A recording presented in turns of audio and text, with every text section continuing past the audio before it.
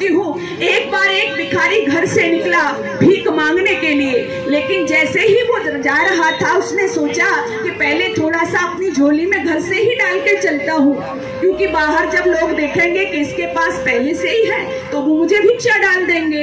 तो उसने एक दो मुट्ठी चावल की अपनी झोली में डाल ली। अब जैसे ही बाहर निकला तो क्या देखता है कि थोड़ी ही दूरी पर चला था एक रथ में से एक व्यक्ति उतरता है और आकर के हाथ पसारने लगता है और कहता है कि मुझे थोड़ा सा दान दे दीजिए, मुझे थोड़ी सी भीख दे दीजिए।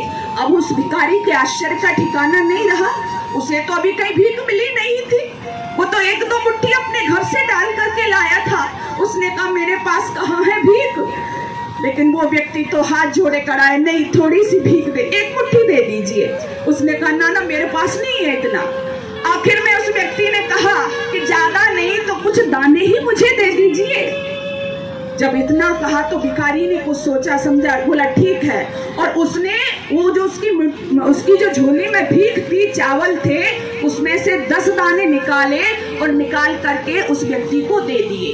सज्जनों, वो व्यक्ति कोई और नहीं, वो व्यक्ति एक राजा था। जब वो 8-10 दाने उसको दे दिए, उस राजा को दे दिए, उसने कहा बहुत बहुत धन्यवाद आपका, मुझे कल ही एक पंडित जी ने कहा था कि तुम्हारे जीवन में जो उथल पुथल हो रही है, आप जब अपने नगर से बाहर निकलो तो सबसे पहला व्यक्ति जो आपको भिखारी मिले उससे आप थोड़ा सा दान दे लेना, इसलिए मैंने तुमसे दान लिया है। वो दान लेकर के वापस अपने घर आ गया, लेकिन वो तो राजा था सज्जनों। 2-3 दिन बीते, उसने अपना दरबार लगाया और अपने मंत्रियों से कहा कि भाई इस तरह से 2-3 दिन पहले एक भिखारी से हमने 8 दाने लिए थे, उसको बुलाओ, मैं उसका सम्मान करना चाहता हूँ। भिखारी तक सूचना पहुंची, भिखारी आया, भिखारी दरबार में आया। उसके आश्चर्य का ठिकाना नहीं रहा कि जो 2 दिन पहले तुझसे भीख मांग रहा था वो कोई और नहीं था बल्कि एक राजा था। उस राजा ने कहा कि तुम्हारा बहुत बहुत धन्यवाद, तुमने परसों हमको भीख दी थी, लेकिन ये बताओ कितने दाने तुमने हमको दिए थे। वो विचार करके कहता है कि महाराज मैंने आपको 8 दाने भीख में दिए थे। बोले 8 दाने? अपने मंत्रियों से कहता है कि तुरंत इनको 8 मोहरें प्रदान की जाएं।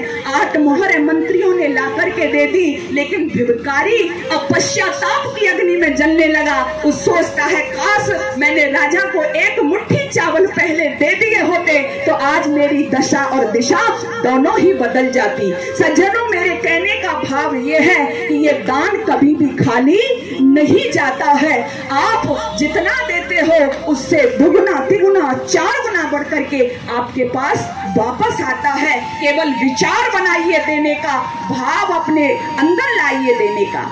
बहुत से लोग कहते हैं जी हम परोपकार कर रहे हैं, इसका फल हमको मिलेगा या हमारे संतान को मिलेगा या दूसरे को मिलेंगे। मान लो कोई भूखा है, हमने उसको भोजन खिला दिया तो उसका भला हुआ ना। लेकिन जैसा कि मैं संस्कृत की प्रोफेसर हूँ तो आपने भी सुना होगा इस भारतवर्ष में इस वैदिक वाङ्मय में बड़ा अच्छा श्लोक गाए जाते हैं। परोपकाराय फलंत वृक्षः, परोपकाराय दुहन्ति गावः, परोपकाराय बहन्त नद्यः, परोपकाराय इदं शरीरम। जो श्रेष्ठ लोग होते हैं उनका क्या भाव होता है कि वृक्ष परोपकार के लिए फल देते हैं। आप बड़े मीठे मीठे आम खाते हो, केले खाते हो, अगर केले का पेड़ ये सोच ले कि मैं केला दूसरे को नहीं दूंगा, सेब का वृक्ष ये सोच ले मैं सेब खुद खाऊंगा दूसरे को नहीं दूंगा, तो आप खा सकते हो? नहीं। इनके मन में कोई स्वार्थ नहीं है। नदियां अपना जल दे रही हैं, गाय अपना दूध देती है।